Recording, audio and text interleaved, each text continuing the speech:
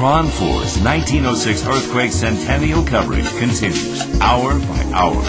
The quake of the century, a century later, presented by PG&E.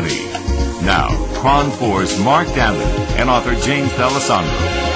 We're back now with author James D'Alessandro and his novel 1906. It's now the 5 o'clock hour. We're 12 hours past the quake. And you mentioned this wasn't just San Francisco's earthquake. Well, our neighbors north and south took a horrific beating. The town of Santa Rosa, north, had suffered a tremendous amount of damage just from the earthquake itself.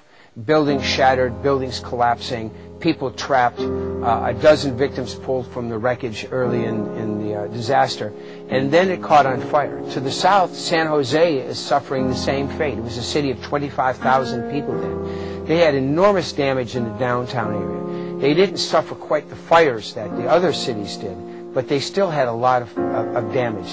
There are 2 people dead at Stanford University just south of us. The little towns of Fort Ross along the Mendocino coast are terrifically damaged. There's death and destruction from one end of the San Andreas Fault to the other. It's really an ugly situation. And we're starting to head towards dark now. We'll be back in the next hour, the 6 o'clock hour, with what happens next 100 years ago today for the 06 quake.